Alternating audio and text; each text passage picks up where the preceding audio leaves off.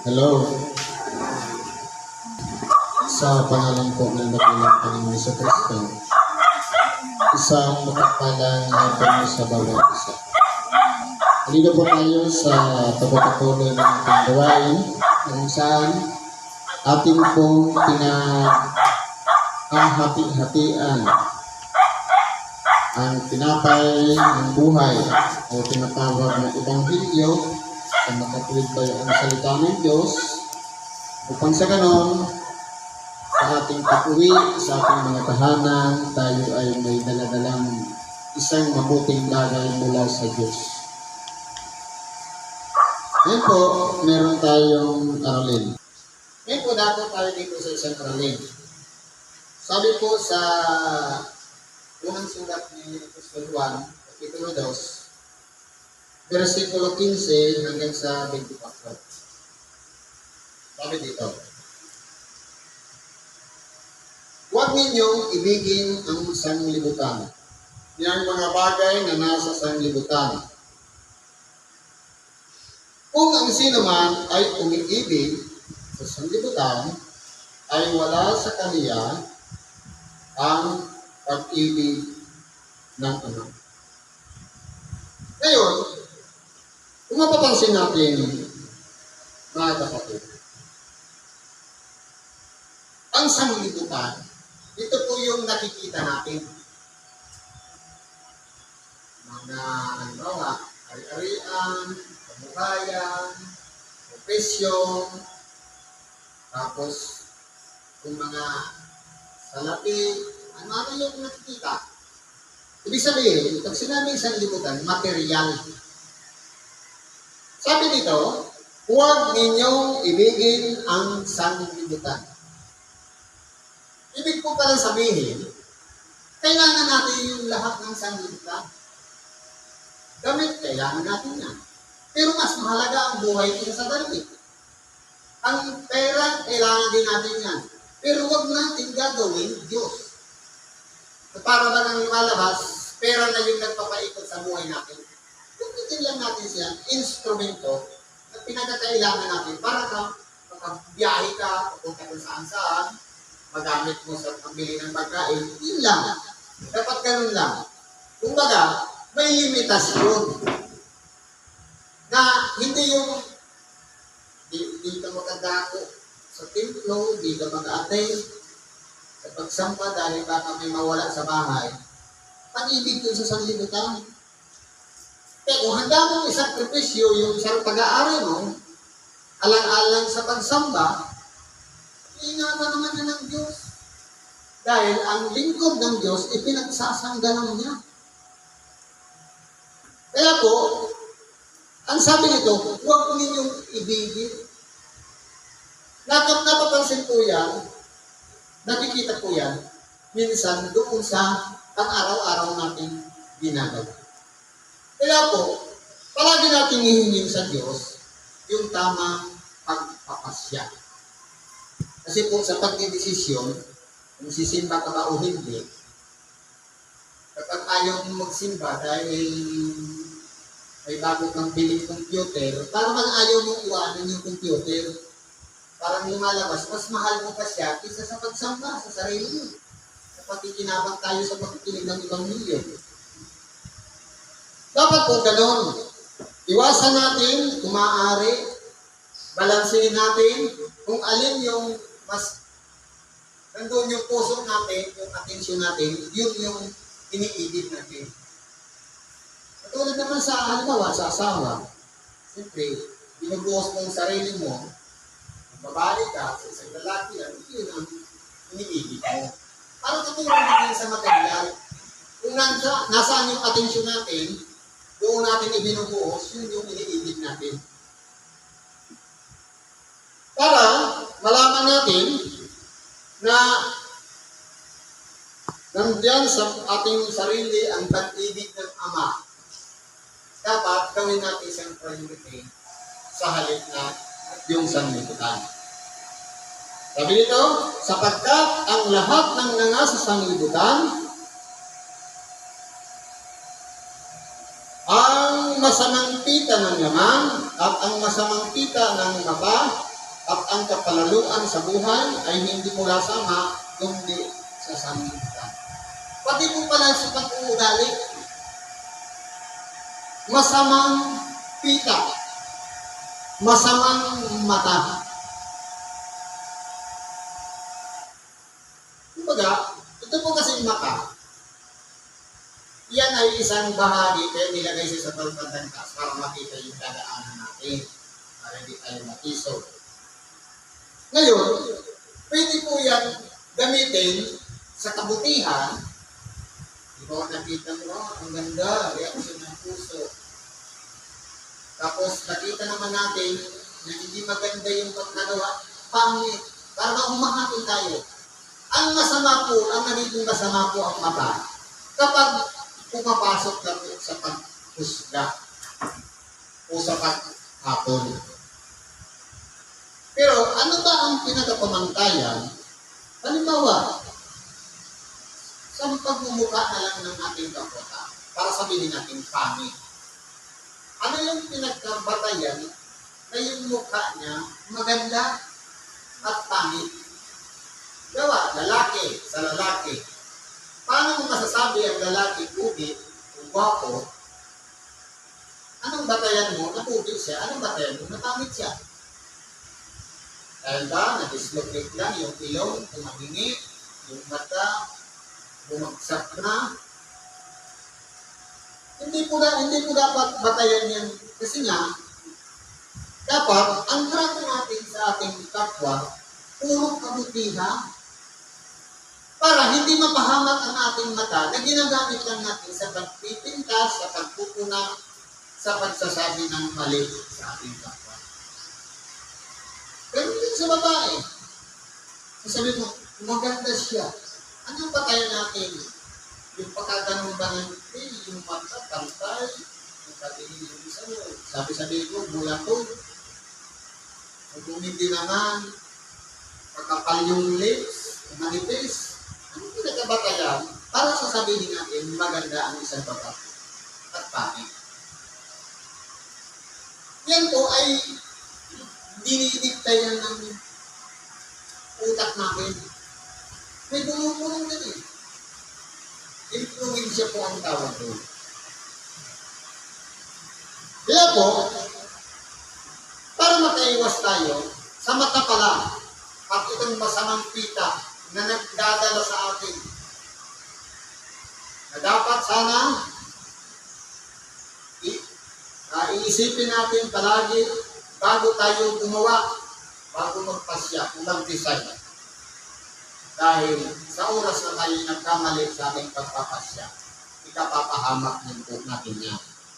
Kaya, halimbawa, inihikaya tayo ng masamang pita,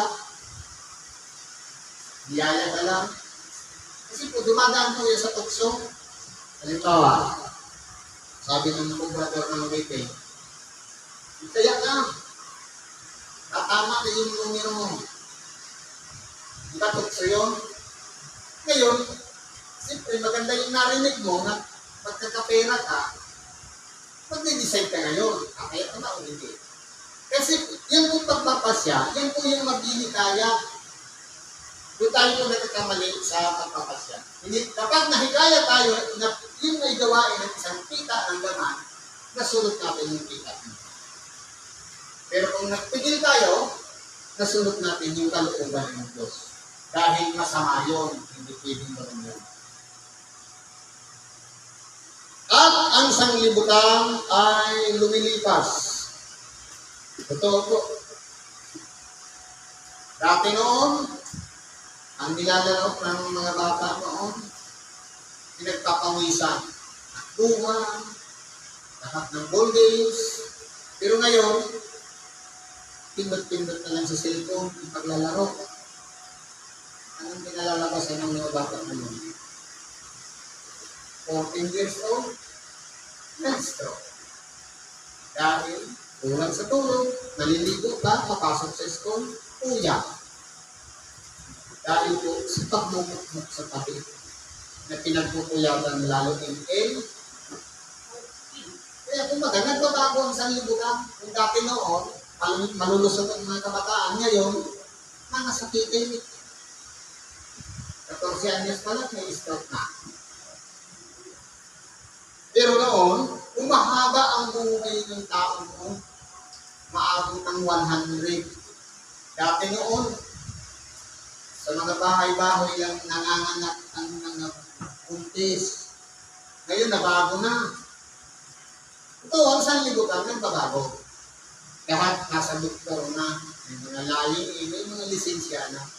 Parang pinalabas tuloy na kung kayang magpaanak ng 15 hanggang 20 na buhay lahat, ngayon, nilimitahan na. Sa naiinggit, bata pa, marami ng bakunang tinanggap ang mga bata. Lalo sa mga babae, pag edad at grade 4, para hindi panganak ng marami, may injection din. Ngayon, sabi nito, ang sanglibutan ay lumilipas. Nagkakaroon kasi siya ng pagbabago. At ang masamang pita niyaon. Kung dati noon, masama yung ginagawa natin, minsan nagiging mabuti na rin tao. Tatapwat, ang gumagawa ng kalooban ng Diyos ay nananahan magpakailanman. Ngayon po, di ba sinabi ko, yung pagpapasya. Nung tayo po ay tinawag, hindi tayo nagkamali sa pagpasya. Na sinabi natin, isang tanong lang, hanggang kailan mo patitindigin ang bandilan ni Kristo? I-surrender mo lang yung sarili, nagpirong na karoon sa kahilingan, pagpapasya na tayo. Tumaas ka ang kamay, nanumpa, hanggang may buhay, yun po ang pinakamagandang pagpapasya na ginawa natin sa ating buhay. Ito na yung mga tinatawag na nananahan sa Diyos magpakailanman. Kasi parang mahina ang loob natin na hindi tayo makasimba, na hindi natin makita si brothers and sisters, na hindi tayo magkapakinig ng Ebanghelyo. Parang may kulang sa buhay natin. Yan po ay pinakamagandang pagpapasya na ginawa natin sa ating buhay. Sabi dito, bumunting mga anak, ito ang huling oras at gaya ng inyong narinig na darating ang Antikristo. Ano ba yung binasa? Kahit ngayon ay lumitaw ang marami ng Antikristo. Kaya nga, nalalaman natin na ito na ang huling oras. Ngayon, kung mapapansin natin, sinulat ko ni Apostol Juan, matagal na. Ibig ka lang sabihin, noon pa, mayroon ng Antikristo against kay Christ. Kasi ba't binasa mo yung Kristo, Christ. Sa ibang term, Messiah. Anti, against the Messiah. Hindi ba gaganon? Sino-sino ang mga yun? Kasama na po dun yung mga nakikipagdebate na walang Diyos. Yung nahubog ng science, mga atheist, sila, yung mga antay, na kahit Diyos, ayaw nilang paniwalaan ang Diyos. Ayaw nilang sampalatayanan at mas lalong ayaw nilang marinig ang pinag-uusapan ng Diyos. Ngayon, noon nangyayari na yan. At maging sa ngayon, marami na pong Antikristo. Sila po yung hindi kumikilala na si Kristo kaya nabuhay dito sa ibabaw ng sanglibutan na para pang pinalalabas sila, katanahan yung ginawa ni Kristo. Kasi anak ka ng Diyos tapos magpapakamatay ka. Pero man, lumalabas na masama pa ngayon yung ginawa ni Kristo. Kaya po, kung mapapansin natin, itong Antikristo na ito, lumitaw na noon pa. At ngayon, kapag halimbawa, topic natin si Kristo, yung Ebanghelyo. Pagkatapos may lumalayo, ayaw i-absorb, ayaw tanggapin, ayaw pakita ng Ebanghelyo, against siya kay Kristo, kasama na yan. Minsan nakakasalampuha pa rin natin yan. Kapag meron na tayong discover na gano'n, alam na natin na malapit na ang oras. Kumbaga, ang pagdating na natin na kinang sabi na, nasa pintuan siya.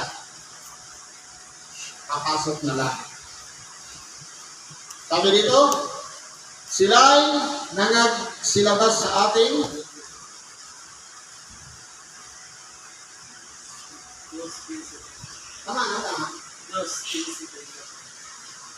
tama.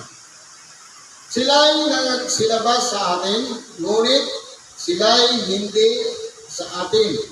Sapagkat kung sila'y sa atin ay nagsipanatili sana sa atin, ngunit nagsilabas upang sila'y mahayag na silang lahat ay hindi sa atin. Ibig sabihin, sa mga lingkod ng Diyos, meron tayong tagang tinatawag na purification process. Dati kasama natin, ngayon hindi na. Diba? Nakatakot pala ng Kristo. Sila'y nagsilabas sa atin dati, kasama natin, kausap natin, converted, Holy Week. Excited pa tayo, naiintindihan natin. Pero ngayon, wala na sila. Sila ngayon ay nagsilabas. Dito mahahayag na, hindi talaga natin sila kasama. Biblia mismo nagsasabi, hindi ako. Hindi si Brad o sino ka man. Hindi ko palang sabihin, yung mga tinawag ng Diyos, marami. Pero sabi niya, kakaunti ang mga pinili. Kasi po dadaan kasi sa purification process. Ito-purify. Kung alin talaga doon, yung pure, kung alin talaga yung sumusunod sa kalooban ng Diyos, o hindi. Kasi po, kung yan ay hindi huniwalay, malamang, isa lang ang pinaka-objective ng bawat isa sa atin. Isa lang yung pinakalayunin ng bawat isa. Walang iba. Purihin ang Diyos sa pangalan ni Kristo. Pero nasaan na sila? Hindi ka paghaton, Biblia mismo nagsasabi, sila'y nangagsilabas sa atin. Sabi nga nung pumunta dito, kumusta po yung lakad niyo? Wala. Yung isang pamilya ang lumabas sa kanila. Sabi niya, puta na. Paano silang lumabas? Samantalang kanila yung templo. Kung kababalansin mo, sino ba talaga yung umalis at yung iniwanan? Pero yung...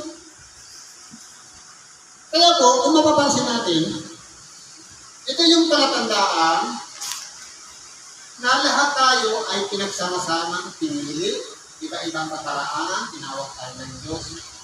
Ang mga pinili, sabi nga, nananatili. Pero ang tanong, hindi naman kumipil dito sa lupa. Yung bakit parang nawiwilit kagaroon na nandito tayo. Kumbaga, yung pare-parehas na label, pare-parehas na kambing, naghahanapan din yung mga kambing. Yung tupa, naghahanapan din niya. Yun po kasi yung pagkakakilan nila. Kasi po, ang mga kambing, mareklamo po yan. Kahit na ano gawin mo dyan, maingay talaga yan. Mareklamo. Pero ang mga tupa, kahit Yurat-yurata na yan, kahit siraan na yan, hindi po yan umiinit. Yan po ang ugali o attitude ng isang pupa. Ito maganda. At kayo'y may pahig ng banal. Ito yung nagbukas sa ating pag-iisip na lahat tayo ay pinahirang ng banal. At nalalaman ninyo ang lahat ng mga bagay. Opo, mga kwento, mga pangyayari, alam natin yan lahat. Hindi ko kayo sinulatan ng dahil sa hindi ninyo nalalaman ang katotohanan, kundi dahil sa inyong nalalaman at sapagkat alinman kasinungalingan ay hindi sa katotohanan. Totoo po, iba po kasi yan. Ang kasinungalingan, meron ama din niya. Ang diablo, ama ng kasinungalingan. Ang katotohanan, meron din, hindi lang ama, kundi siya mismo ay katotohanan.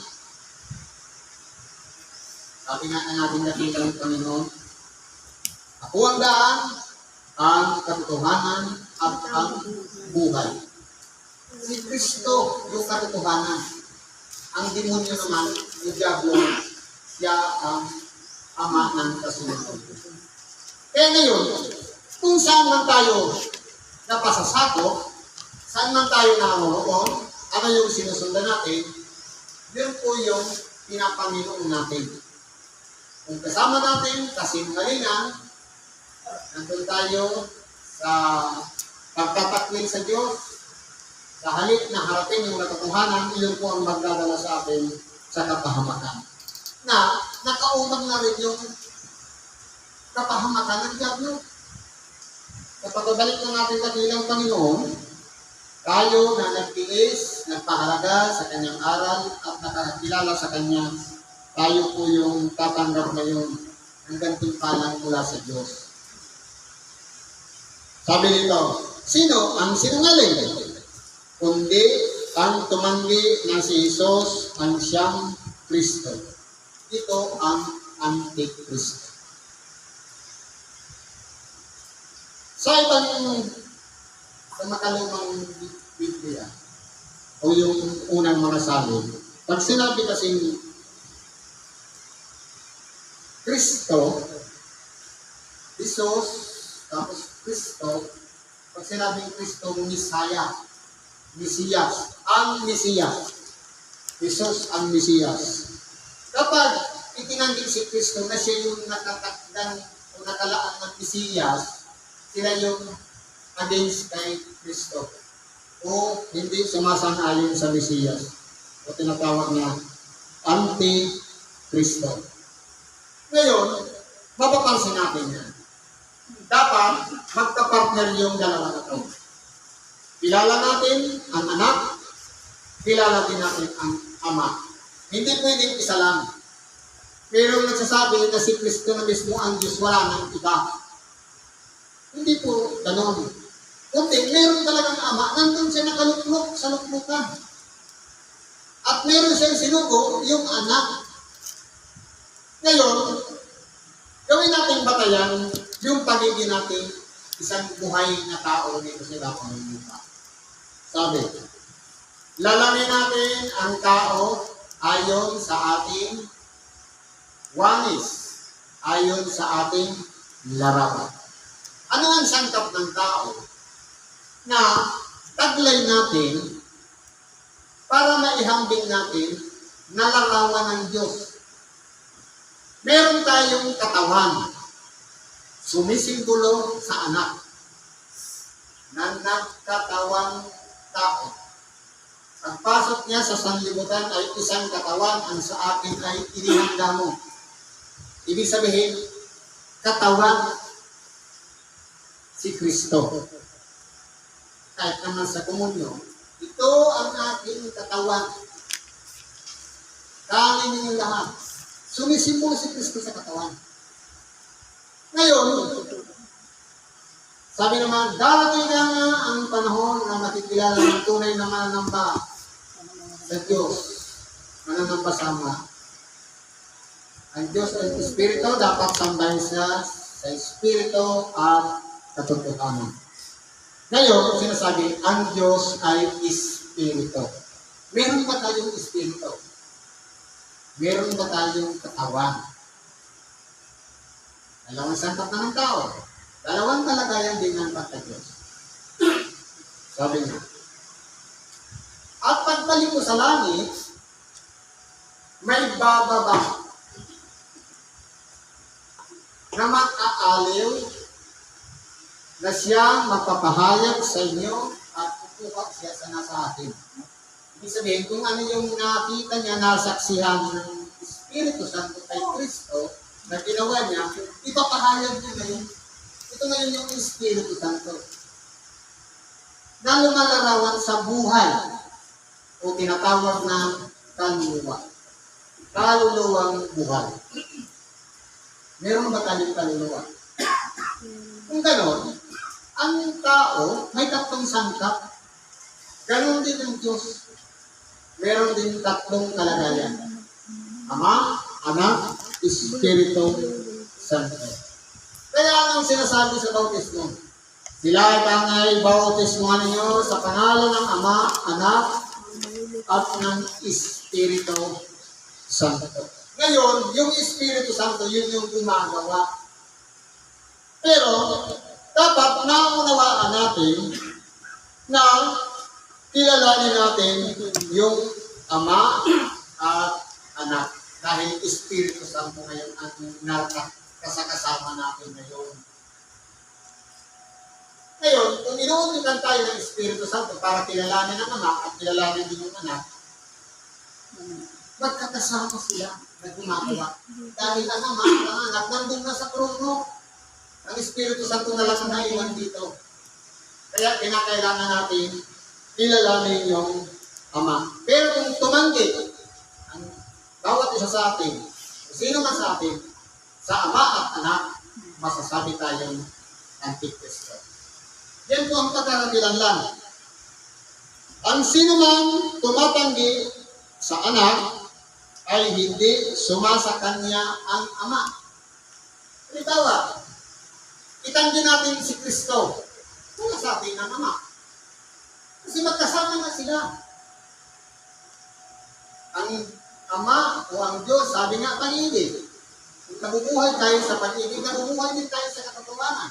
Dahil ang Diyos na Ama, pag-ibig, si Kristo, ang katotohanan. Dapat nabubuhay tayo sa Espiritu at sa katotohanan. Kaya po, sabi dito, ang sino nang tumatanggi sa Anak ay hindi sumasa kanya ang Ama. Ang nagpapahayag sa Anak ay sumasa kanya naman ang Ama. United po kasi sila. Hindi po sila pwedeng magsabi na i-glorify lang natin, papurihan lang natin si Kristo. Yung Ama, hindi na. Dapat, parehas po sila. Nirerespeto natin si Kristo, pati yung Ama na nagsubok sa Kanya. Pero ang ginagawa ng iba, ginagawa nila si Kristo lang na Diyos, pero wala ng Ama. Dapat, palaging kasama ang Ama. Dalawa po sila sa kalagayan. Pero yung Espiritu Santo, sasabihin natin, bakit hindi binanggit? Kasi po yun yung kasama natin ngayon. Tayo na ngayon yung buhay na pinananahanan ng Espiritu Santo. Tayo ngayon yung luklukan o kaya pinakatemplo ng Espiritu Santo, yung pagkatao natin. Kaya pag pinapupurihan natin ang Ama, sumasa atin din ang Espiritu Santo. Pag pinapupurihan natin ang Anak, ganun din.